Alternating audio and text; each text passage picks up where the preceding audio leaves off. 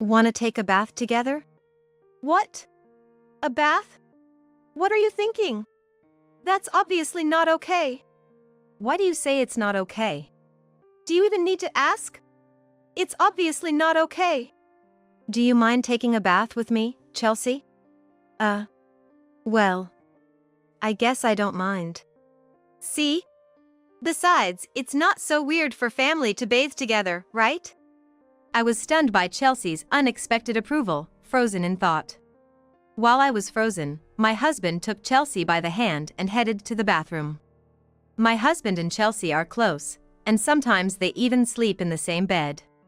It's not bad for a family to be close, but this seems different. Moreover, there's another thing that's been bothering me. Chelsea, turning 15, is in the midst of puberty. She's never rebellious, always obedient and sweet. However, her expression is always gloomy. I've worried about her being ill, but she suddenly gained enough weight that her school uniform doesn't fit, so it doesn't seem to be an illness. With so much on my mind, I've been feeling uneasy lately. But a phone call began to clear away my confusion. No, we're good here. Who was that? Oh, just a scam call. Interested in investing? Who would fall for that nowadays? My husband laughed it off as just a nuisance call, but his smile was strained. He looked pale and sickly. Guess I should head to work then. Already? That's early for you today. Yeah, got a lot of reservations, so I thought I'd prep extra. Normally, he eats lunch before heading to work, but today he rushed out of the house. I got the impression that my husband was running away from something. Later, I found out that the call was from Child Protective Services. As I learned the reason for the call, anger started to bubble up inside me, and I found myself gripping the phone so tightly I thought I might crush it. I will never forgive anyone who hurts my precious daughter. I am Amy. A 42-year-old ordinary office worker that you could find anywhere. My husband, Sam, is 1 year older than me and works in a restaurant.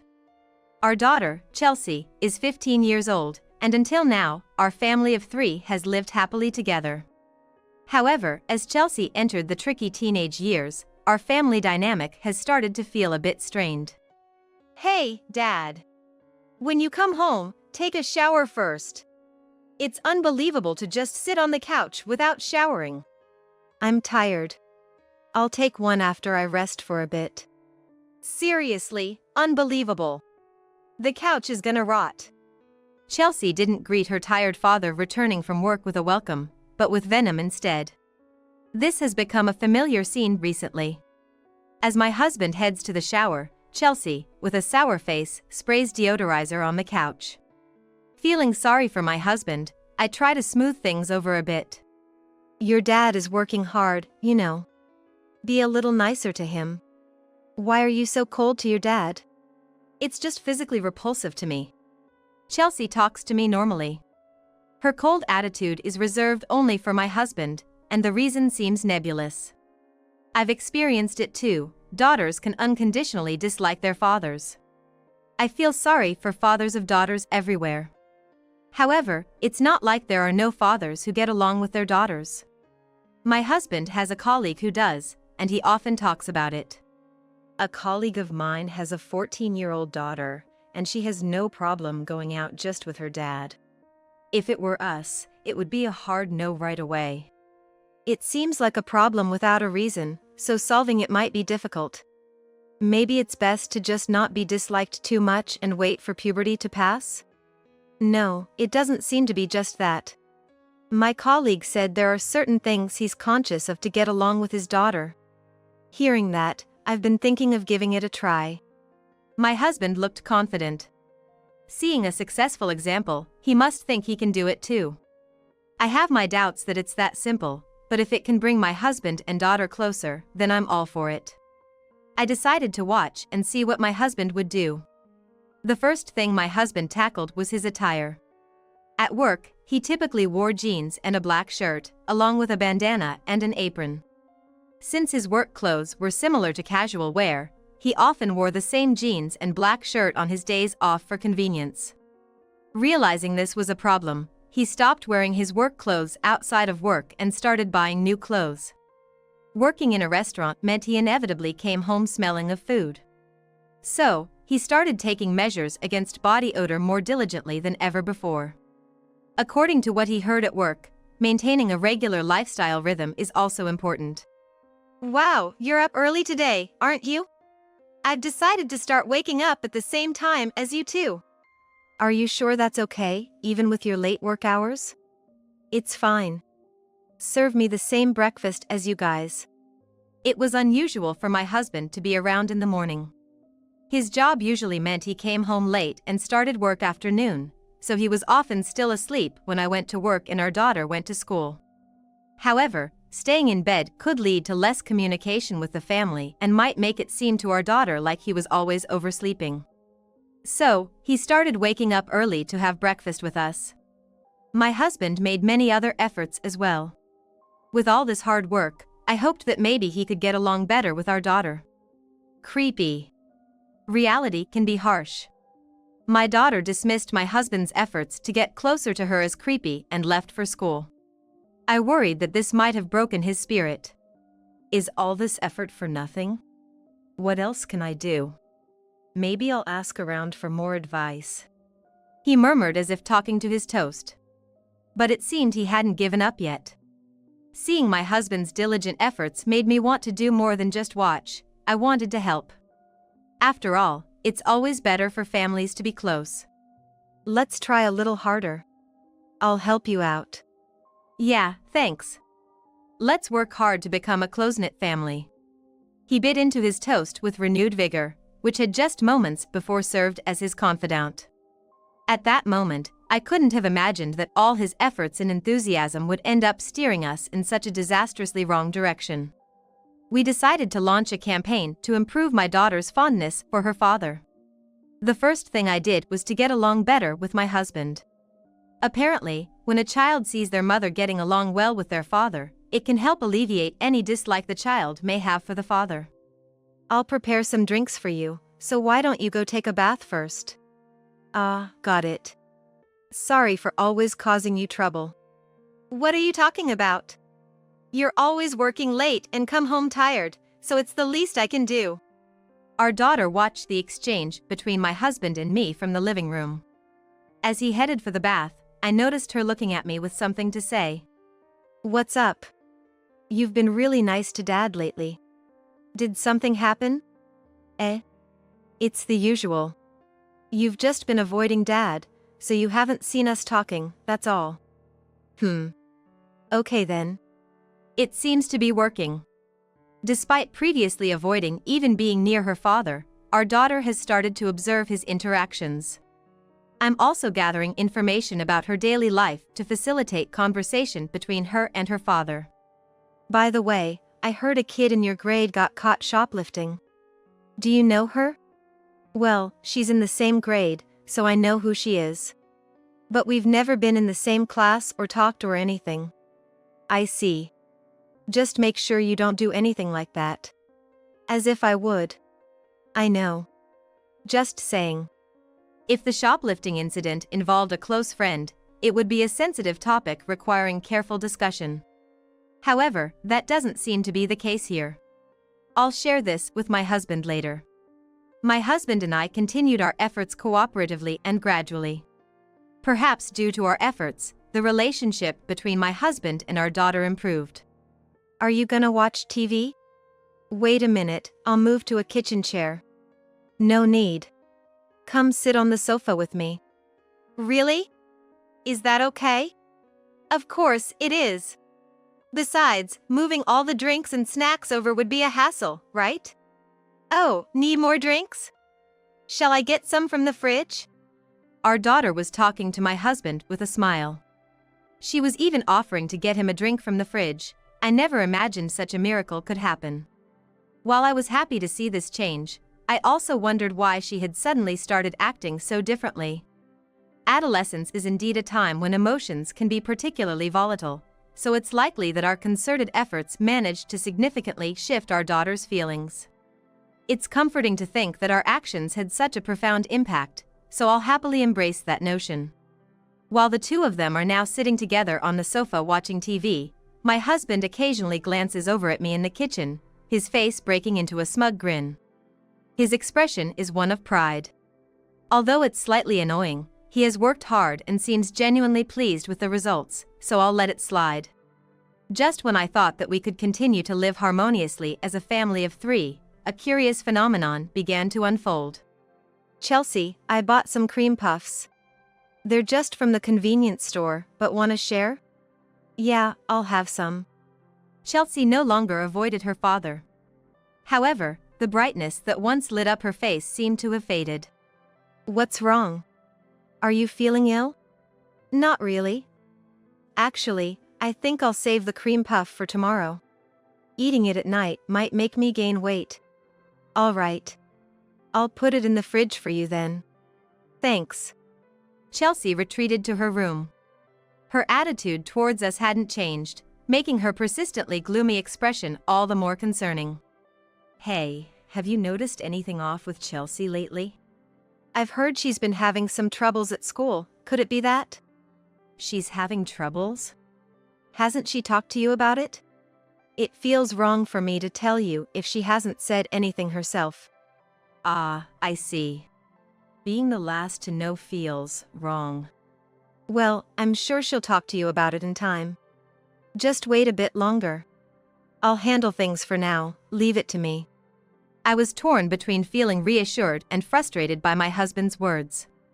But given his recent rapport with Chelsea, perhaps it was best to let him handle it. Following my husband's advice, I decided to wait for our daughter to come to me with her concerns. All right, I'll go talk to Chelsea now. He prepared a tray with 2 cream puffs and a drink. Then, with a triumphant look, he headed towards Chelsea's room.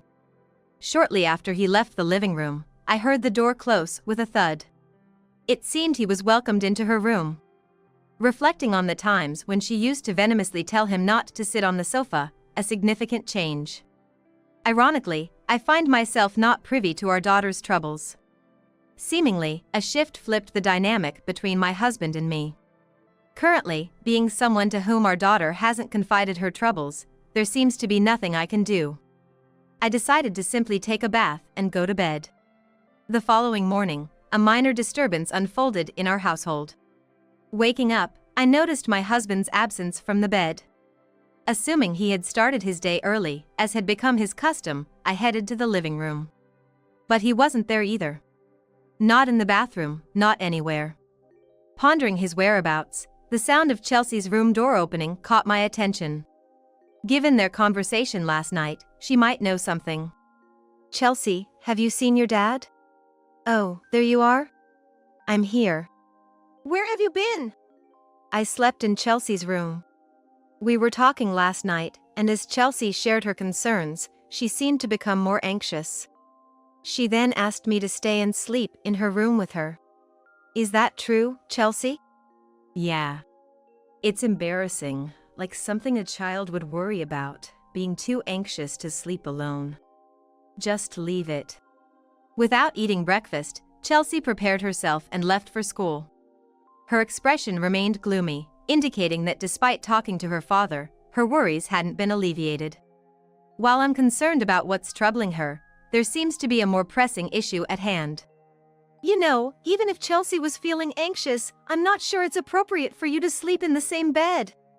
She's 15 after all. I know. But she looked so distressed and nearly in tears, asking me to stay. I couldn't say no. And? Did that solve her worries? No, not yet. She might still feel unable to sleep alone. Do you plan to sleep together whenever she asks? What, am I supposed to just leave her alone when she's asking for help because she's anxious? I understand. If you think it's necessary. But, can you sleep in our bedroom instead of Chelsea's? All right. I thought I was being overly concerned. However, I felt it was inappropriate to let my husband and daughter sleep together alone without any worries, so I suggested a compromise where the three of us would sleep together. Following this arrangement, Chelsea started coming to our bedroom about once every 3 days, and they would share the same futon. While I don't know the specifics of her troubles, It's clear that sleeping with her father isn't a solution to the kind of worries she's facing. Good morning. Breakfast is ready. Thank you. Yet, Chelsea's expression remained downcast for a while. And her demeanor towards us continued to be compliant. Since her expression was the only thing that seemed gloomy, I wondered if she might be feeling unwell, but there was no sign of decreased appetite. In fact, she had suddenly gained enough weight that her uniform was getting tight, indicating it probably wasn't an illness. The only concerning sign was her increasingly rough skin. Have you gained a bit of weight? Your skin is breaking out, too. Are you eating too much junk food? Oh, could it be a heartbreak? I intended to make a light-hearted joke to dispel some of the gloom surrounding her, but it seems I crossed a line. Chelsea, having barely eaten 2 bites of her toast, tossed it aside and left for school. That might have been a mistake. It seems I've even misjudged the distance between my daughter and myself. Muttering to the toast, just like my husband used to, I painfully realized our roles had completely reversed. And then, as if to add insult to injury, my husband suggested something unbelievable to our daughter. Chelsea, wanna take a bath together? What? A bath? While I was washing dishes, I almost dropped the plate I was holding.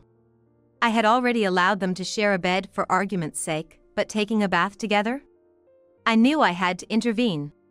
Taking a bath? What are you thinking? That's obviously not okay. Why can't Chelsea and I take one? I'd understand if she didn't wanna, but why do you say it's not okay? Do I even need to ask? It's obviously not okay. Do you mind taking a bath with me, Chelsea? Well, I guess I don't mind. See? Chelsea and I are close. Besides, it's not so strange for family to bathe together, right? I was stunned by Chelsea's unexpected approval, frozen in thought. My mind seemed to be racing with thoughts, but I was thinking about nothing at all, engulfed in a state of panic. Before I could gather my thoughts, my husband had already led our daughter towards the bathroom. From the bathroom, the sound of the shower could be heard. Chelsea had said it was fine, but sitting on the living room sofa, head in hands, I wondered if this was really okay. After a few minutes of panic, I began to regain some clarity. Calm reflection only confirmed my initial instinct. This was not okay. You know, this is definitely not okay. Chelsea shouldn't bathe with you anymore. But she said it was fine. Even if Chelsea says it's fine, some things are just not okay. All right, no need to raise your voice. My husband, towel drying his hair, returned to the living room from the bath. Chelsea didn't come to the living room but went straight to her room instead. I firmly prohibited any further baths between my husband and daughter. My husband looked displeased, but upon seeing my angry expression, he seemed to understand. It was on a Saturday, a few days later. Today, I had the day off, while my husband was scheduled to start work in the afternoon. Inside the house, there was the usual scene of me and my daughter spending the holiday at home, and my husband, who had started waking up early, all of us engaging in our typical weekend routines. On such a typical, uneventful day, just before noon, the phone rang. I'll get it. You keep folding the laundry. My husband answered the call. Receiving phone calls at our home and my husband answering them were both everyday occurrences, nothing out of the ordinary. However, what followed deviated from our everyday normalcy. No, we're good here. He spoke loudly, almost immediately hanging up. The house was quiet, so his loud voice startled me, making me twitch a bit. Who was it? Oh, just a scam call. Interested in investing? Who falls for that these days? He laughed, but his expression was strained. His complexion was poor, his face turning pale. Guess I should head to work then. Already? You're leaving early today. Yeah, got a lot of reservations, so I thought I'd prep extra. Usually, he would have lunched before leaving for work, but today he hurried out as if fleeing from something. I couldn't shake the feeling that he was trying to escape from something. The next day, Sunday, was similar. I was off work, and my husband would start in the afternoon. My daughter was also home from school, replicating the scene from the day before. Around the same time as yesterday, the phone rang again. So, we're fine. Please stop calling. He shouted into the phone, then hung up abruptly. The house was silent, and his loud voice surprised me, causing me to drop the laundry I was folding. Who was it? The same place as yesterday's scam call. His face was even paler than the day before. His color was so pale, it was just like an example of being ashen-faced. I grew concerned over my husband's clearly unusual demeanor. You look pale, are you okay? Was it really just a scam call?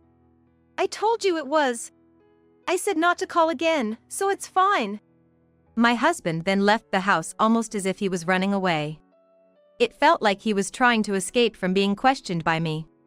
If it was truly just a scam call, merely yelling at them to stop calling wouldn't be enough. They're likely to call again. Each time the phone rang, my husband's behavior became more peculiar, so I decided that next time, I would answer it. However, after that day, the nuisance calls stopped coming. Puzzled but relieved that no more calls meant no more odd behavior from my husband, I decided to forget about the phone incident. It was a week after the mysterious calls began. This time, an envelope arrived in the afternoon. It seemed to be sent from the Child Welfare Office. The contents mentioned something about an investigation. Images of my husband and daughter sharing a bed or taking a bath together flashed through my mind, sending a shiver down my spine. Perhaps someone, hearing my husband boast about his close relationship with her, had contacted the welfare office. But she had willingly joined him in bed, and the bath happened just once before I put a stop to it. Moreover, I intended to stop them from sharing a bed once her worries were resolved. I was indeed concerned about their relationship, but since they both seemed okay with it, I didn't think it warranted involvement from the Child Welfare Office. First of all, I might have jumped to conclusions about the envelope concerning my husband and daughter, but it's possible that it's unrelated to them and merely part of a general survey or inquiry. Moreover, there's also the possibility that the envelope ended up at our place due to some sort of mistake or mix-up. Well, regardless of the reason, it seems best to make contact just to be sure. Expecting nothing serious, I casually called the Child Welfare Office but was confronted with a shocking truth by the caseworker.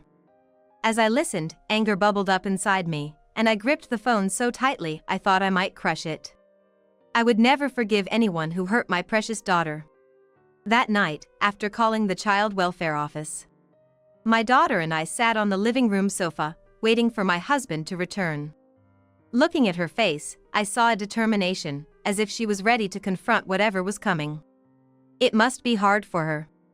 But I hoped she could muster the strength for just this once. I'm back. I bought some pudding from the convenience store.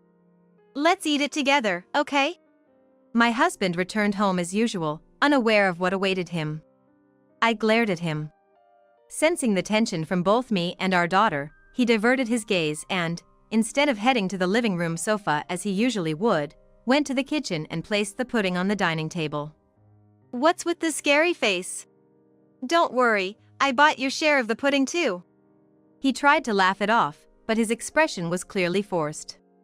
He seemed to have grasped the situation he was in, but not wanting to accept the reality, appeared to be playing dumb. While I understand the desire to avoid facing reality, it's not something that can be ignored. I forced him to confront the situation. Everything's out in the open now. Everything. Yes.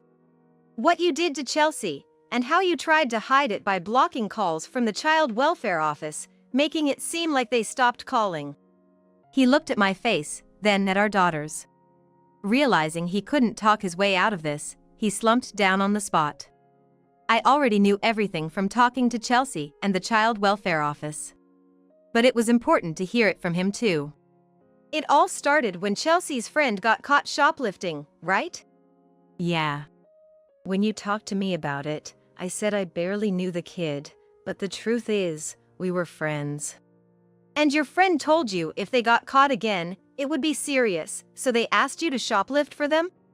Yeah. Then I got caught by the store staff. I really regret it now.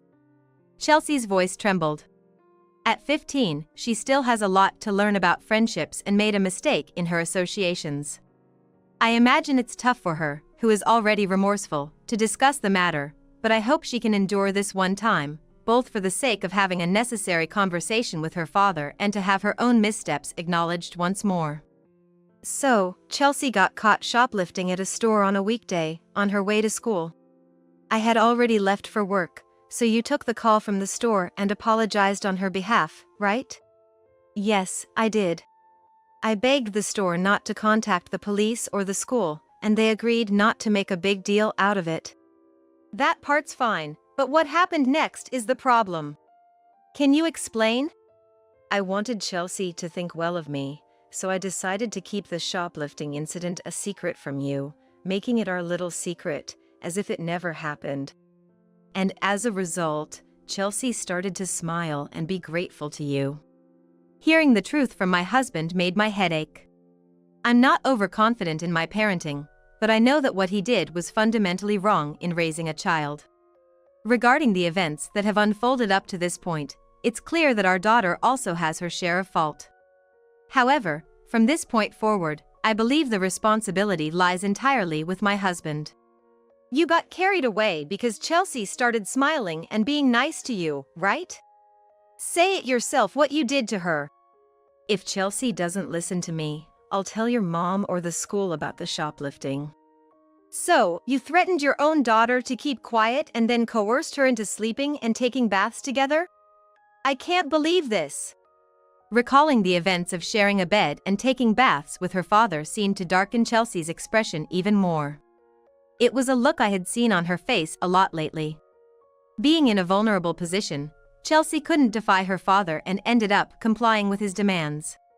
What appeared as closeness between father and daughter was actually built on immense stress for her.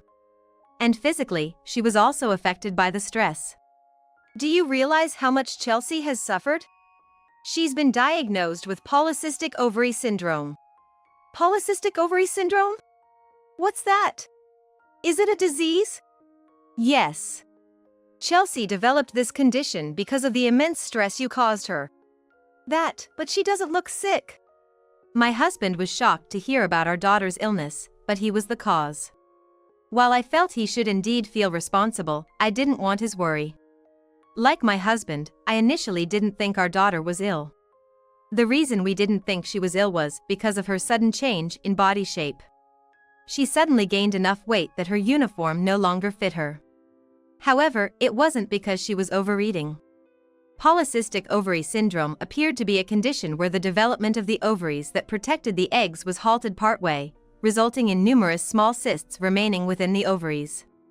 It was said to be caused by an imbalance in hormone levels, and it was believed that the significant stress my daughter had experienced from my husband led to such a hormonal imbalance, resulting in her developing this condition.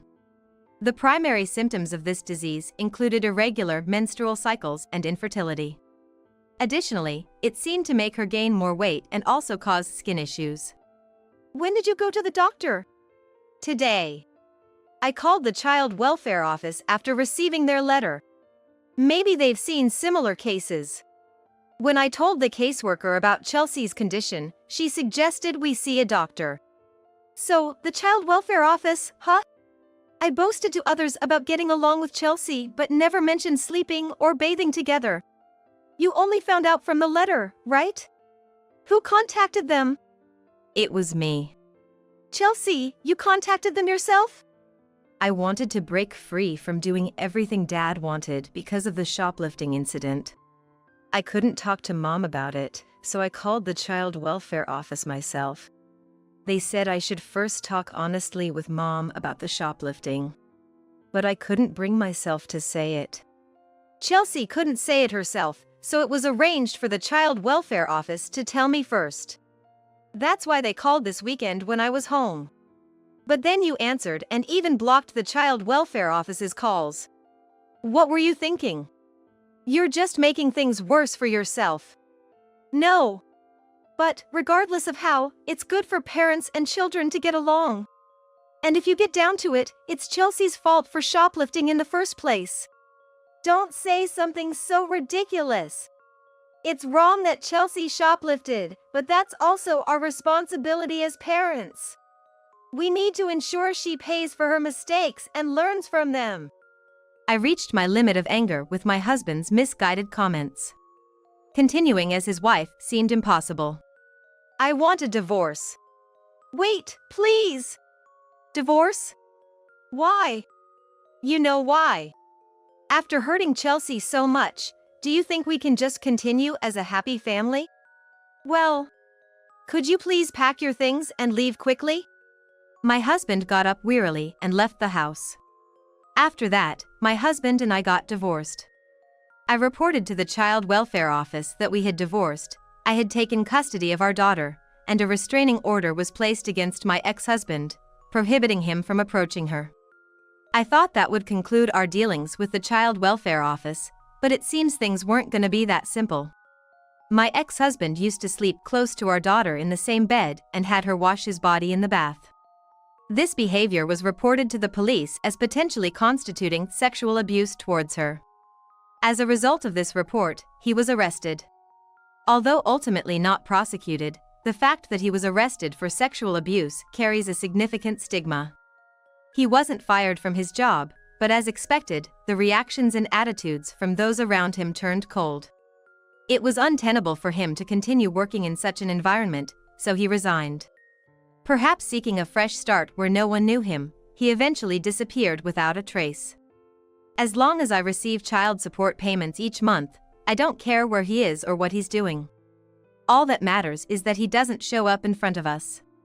I think it's unlikely that we'll ever see him again, especially since he's disappeared. My daughter regrets her shoplifting incident and is now seriously focusing on her studies for entrance exams. She seems to have reflected deeply, so I believe she'll be all right moving forward. With my ex-husband out of sight, she's been relieved of a great deal of stress. Although she's still taking medication, she's on the path to recovery. I've realized that I also played a part in this ordeal. Had I been more attentive to my daughter's changes, I might have resolved this situation sooner. Now that I'll be a single mother, I can't afford to let things like this happen again. Reflecting on my own immaturity as a parent, I'm committed to being more considerate of my daughter's needs and well-being in the future.